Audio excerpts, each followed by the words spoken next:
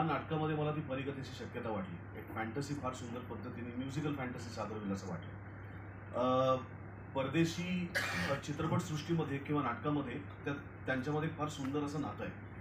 म्हणजे Fiddler on the roof सारखं नाटक चित्रपटाच्या माध्यमातून येतं. ब्युटी अँड द बीस्ट सारखं नाटक चित्रपटाच्या माध्यमातून येतं. सुमित राघवन आले, त्यांचं आपण स्वागत करूया या सुद्धा. ब्युटी अँड द बीस्ट सारखं होतं किंवा साऊंड ऑफ म्युझिक सारखं नाटक चित्रपटाच्या माध्यमातून येतं. सिंड्रेला सारखं गोष्ट परिकथेतली वर्षानुवर्ष वेगवेगळी सिंड्रेला आपल्याला बघायला मिळते. पण आपल्याकडे मात्र आपण फॅन्टसीच्या वाट्याला फार जात नाही. आपण त्यामध्ये रमणारे नाही होत का असं मला वाटत नाही, कारण लहानपणापासून आपण सगळेजण आपल्या घरी किशोर, चांदोबा यासारखी पुस्तकं येत होती आणि आपण त्याच्यात रममाण होत होतो. किंवा सुहास शिरवळकर, बाबा कदम, बाबा अर्नाळकर यांचे थ्रिलर्स येत होते आणि आपण त्याच्यातही रममाण होत होतो. त्यामुळे आपल्याला ते वाचायला आवडत नाही का? आता असं नाही, आपल्याला वाचायला आवडतं, पण मग आपण त्याच्यात किंवा मुरलीधर खैरनारांची शोध नावाची कादंबरी, जी ॲक्च्युली एक फॅन्टसीज आहे, पण त्यांनी इतक्या विलक्षण पद्धतीने लिहिली आहे की ती हातोहात ती कादंबरी. सगळ्यांना नवीन वर्षाच्या खूप खूप शुभेच्छा.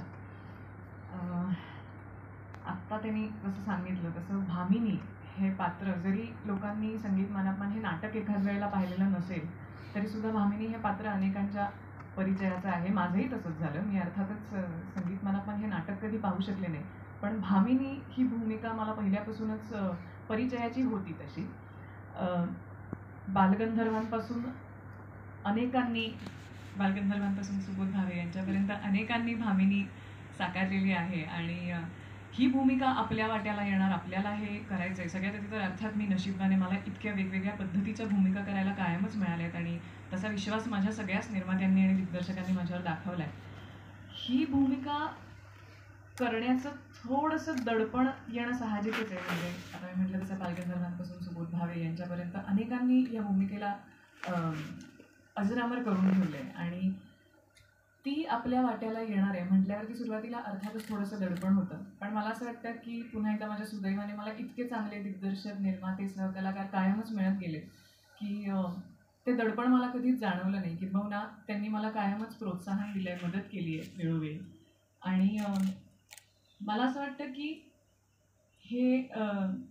ही पिरियड फिल्म जरी असली किंवा ही भूमिका जुन्या काळातली जरी असली तरीसुद्धा या सिनेमातली सगळीच पात्र आजच्या काळातली आहेत आणि ती सगळ्यात चांगली गंमत या सिनेमा आणि त्यातल्या पात्रांविषयी असं मला वाटतं. जरी भामिनी त्या काळातली असली तरीसुद्धा तिचे विचार, तिचे आचार अगदी आजच्या काळातले आहेत आणि पुन्हा एकदा मला आजच्या काळातली स्त्री साकारायला मिळते याचा मला खूप मनापासून आनंद आहे. मला असं वाटतं की मी संगीत तयार होण्याची प्रक्रियासुद्धा अनुभवू शकले.